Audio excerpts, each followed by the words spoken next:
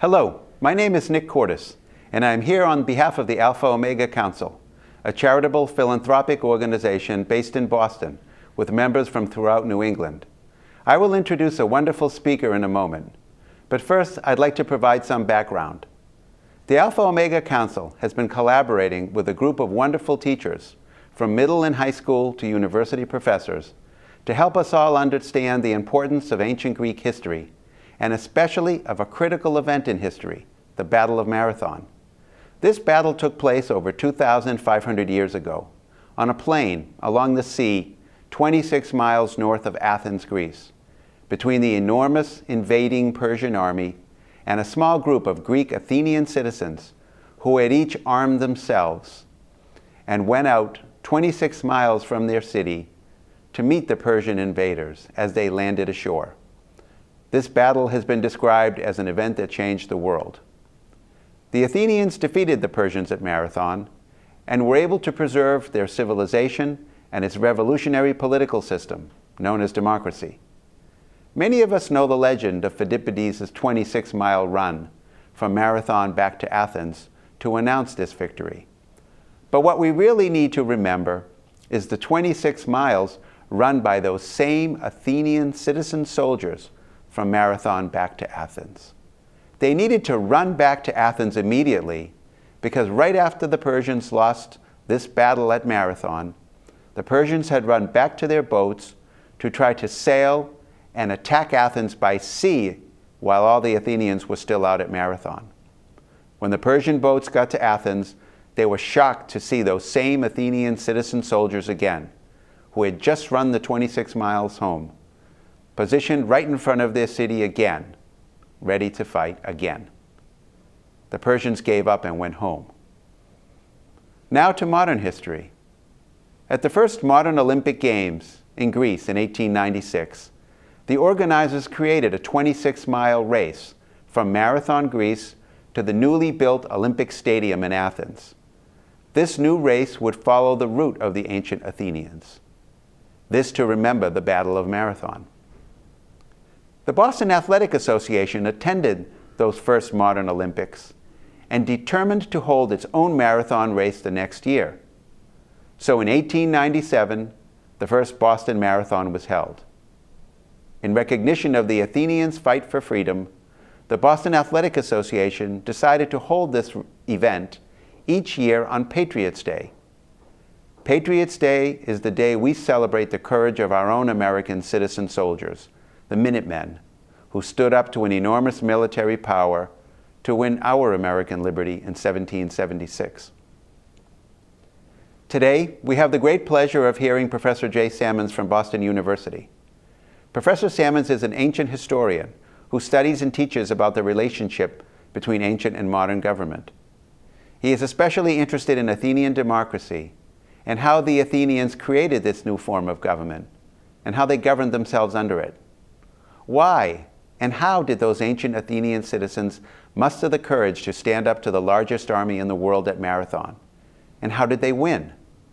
Professor Sammons believes that understanding ancient democracy will help us all be better citizens today in America, and that young people learning about the ancient Greeks is an important way to help create a bright future for our great country and our great democracy. Thank you. Well, my friend Nick Cordes did a great job of introducing you to the Battle of Marathon. And what I want to talk about today is how the Athenians fought that battle and how the ancient Greeks fought battle in general. And I think there's a great lesson in the way the Greeks fought, a lesson about democracy and a lesson about government and about society. So to understand how the Athenians won the Battle of Marathon, you have to understand how infantry battle worked. That's battle between soldiers fighting on foot. And the basic Greek infantryman, the basic Greek soldier in the 5th century BC was called a hoplite. And he was called a hoplite because of the kind of shield he carried. Now that shield is called a hoplon, and you see a picture of it here. It was a very heavy shield and very large, about 25 pounds, 20 to 25 pounds, about 3 feet in diameter. And it was carried on the left arm and on the left shoulder. The shield was so heavy that you couldn't actually hold it out in front of you for very long. So it was built in a concave form so it could rest on your shoulder. So most of the time the soldier would actually have the shield resting on his soldier as he engaged with the enemy. Now how did they engage with the enemy? Well, the basic weapon that was used was a spear. I'll show you that spear. And this spear was about 7 to 8 feet long with a blade of about 8 to 12 inches. And that was the primary weapon of the hoplite. And of course, with the spear, what you're trying to do is insert or pierce the soft, fleshy parts of your enemy with that blade. So this is a nasty kind of warfare. It's not pleasant at all, and it means face-to-face combat, face-to-face battle. Now this is the way the Greeks fought, and they fought in a unit that was called a phalanx. I have an image here of the phalanx I'll show you. Now you see how the soldiers are lined up next to each other, and they're actually lined up in more or less a rectangular formation, and then there would be 8 rows of soldiers behind you. 8 rows deep was the phalanx typically. And those guys in the back, their job is to push the guys in the front. So the people standing in the front row of that phalanx are actually going to be pushed into the enemy. You might think of a rugby scrum. And one of the reasons that the shield that the Greeks wore was on their left shoulder was so the Greeks in the back could actually push into the guys in front and add their weight to that phalanx as it moved forward against the enemy. Now, the shield was one of the interesting things about the ancient hoplon shield is that if you imagine my elbow being in the center of the shield, all right, and my left hand here being on the edge, you'll notice that the center of the shield is actually at the left side of my body, and the shield is extending about 18 inches off the other side. So my right side here, you'll notice, is exposed. But that's all right, because the guy next to me, his left shield is extending, and I can hide behind his shield. And the guy who's beside me, he can hide behind my shield. So the shield is designed, and the organization of the phalanx is designed so that every soldier is protecting the soldier to his left, as well as protecting himself. Now the person on the far right of the phalanx doesn't have anyone to protect him. And interestingly enough, this is where the ancient Greeks usually placed the general. This is where the commander stood. This is where the best troops stood, because these guys were most exposed in any battle. Now you might ask yourself, how did you become a hoplite? How were you chosen to go out and fight? And in ancient Greece, basically all middle-class citizens were liable for hoplite service. You didn't have a choice about it. But you had to be in the middle class to fight as a hoplite, because you had to buy your own shield and buy your own spear and buy your own helmet. Let me show you one of these helmets that the hoplites wore. So this hoplite helmet is quite an operation, as you can see. It restricts your sight. There are usually no holes in it, so it restricts your hearing. But it looks like it would protect you fairly well. You might think so. But you have to imagine that there wasn't any padding inside that helmet, maybe only a little thin piece of felt or piece of leather. So even though you were covered, that helmet could actually be a dangerous item, because if you're struck on the head, you're going to probably end up with a concussion. It will ward off arrows, and of course the Persians are going to be using arrows. They're not fighting the same way the Greeks are. I'll talk about that in a second. But the hoplite helmet hindered your sight and hearing as much as it protected you from blows to the head. Now you might ask yourself, what happens if your spear breaks? And the Greeks did have another weapon, another offensive weapon, and that was a sword. I'll show you what that sword looks like, or we'll put that up on the screen. And this sword was called a xiphos. It's about so long, maybe 2.5 feet. This is sort of the weapon of last resort for a Greek infantryman. Because when you use a sword, if you think about it for a second, you can't use a sword the same way you can use a spear. In a spear you can be in a very tight formation in the phalanx. And you can use a spear overhand like this, and the guy next to you can use his spear, and the guy next to him can use his spear. But if you're using a sword, you need a much greater range of motion. So the sword doesn't work so well in the phalanx. The sword requires open order. And if the Greek army had gotten into open order, that means things have gotten very bad. The Greek army wants to stay in the phalanx. The phalanx, the citizens fighting together and protecting each other. This is the way that the Greek infantry was able to defeat especially the Persian infantry. The Persians didn't fight the same way the Greeks did. They didn't use heavy infantry. They didn't have these very heavy shields. They didn't use spears the same way that the Greeks did. The Persians relied mainly on missile weapons, especially archers. And of course, archery is very effective at 150 and 200 yards. And one of the reasons that the Athenians, you can't hit anybody from 150 yards with your spear. You've got to be immediately face to face with them.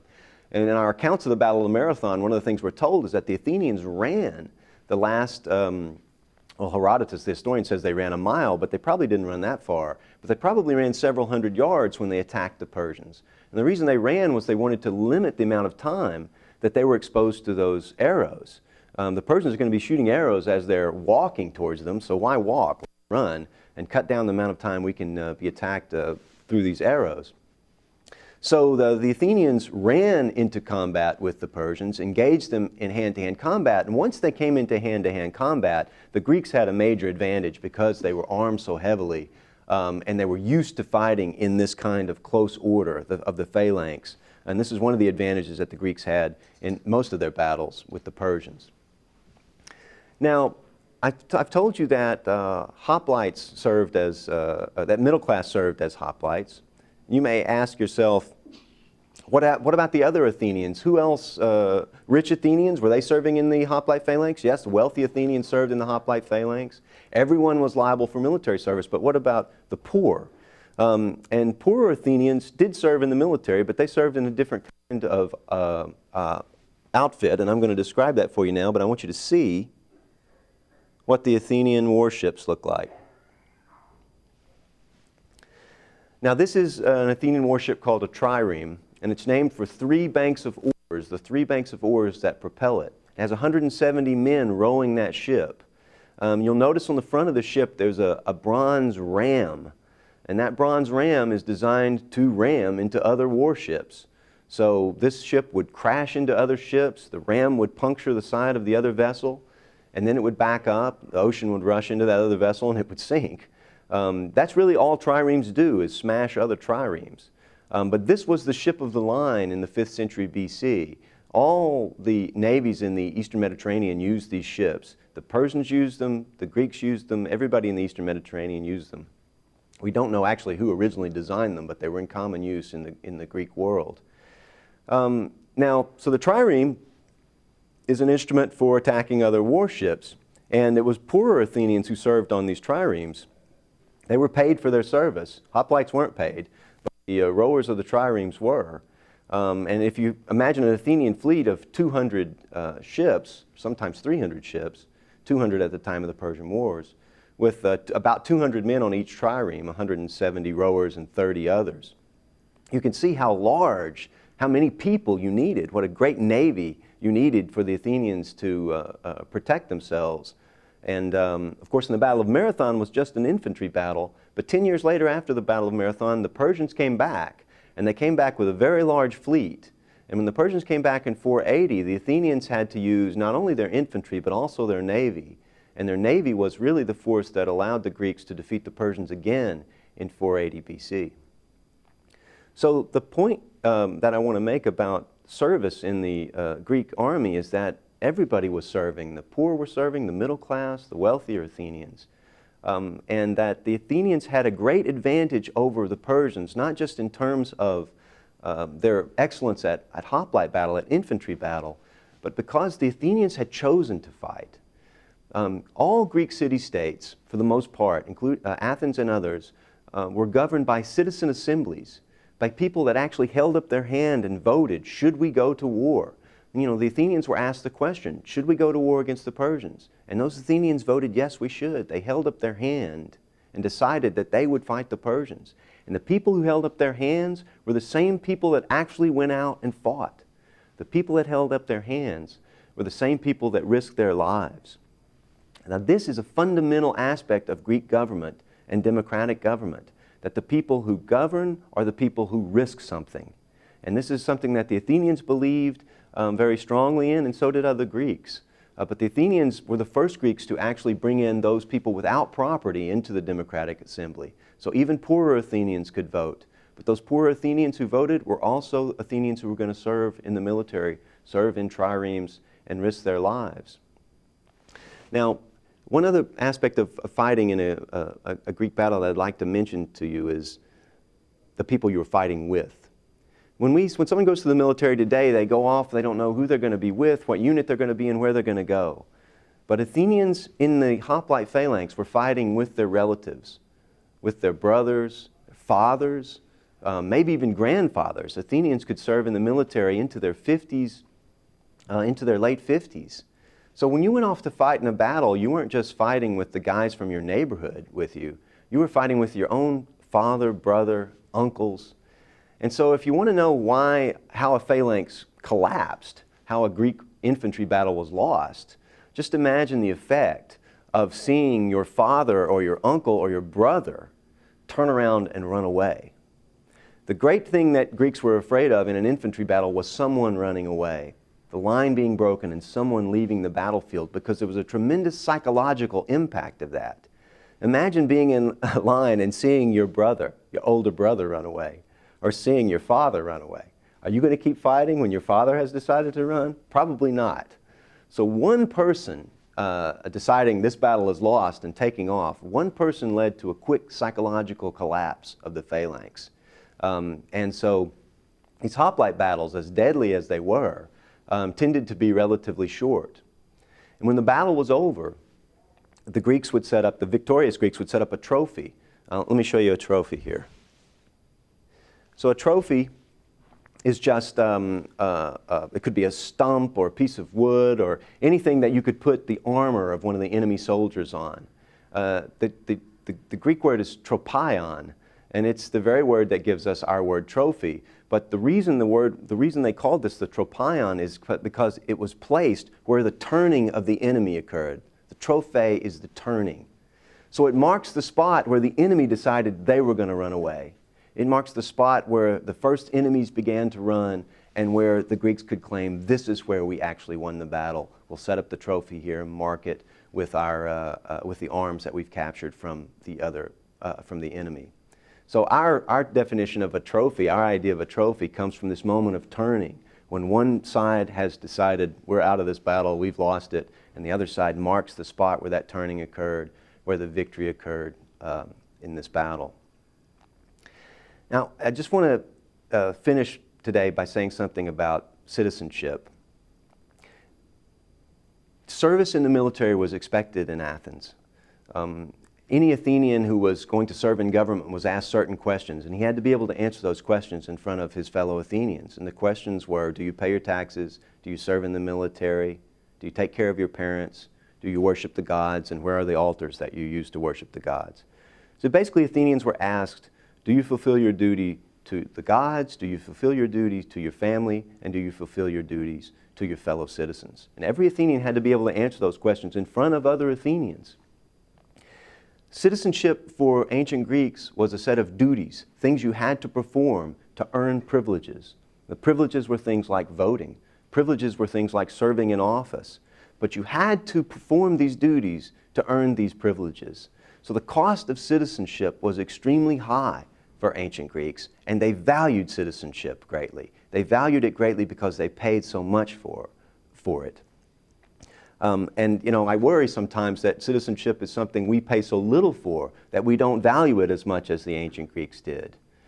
But I would put to you that freedom, eleutheria, freedom was something that all Greeks valued, something that they held to as a great point of honor in their culture. And the reason that they stood up to the mighty Persian army when no one expected the Greeks to be able to win that war, there were so many more Persian forces than there were Greek. But the reason they did is because they valued eleutheria, they valued freedom, and they valued their citizenship. And I hope that when you think about the ancient Greeks and you think about the Battle of Marathon, you'll think about what citizenship costs. And what citizenship has cost historically is lives. The cost of citizenship has been human lives. And the Athenians and others have paid a very high price for their freedom and for ours. And I hope that when you think about the Battle of Marathon, you'll think about that great price and you'll think about citizenship. Thanks.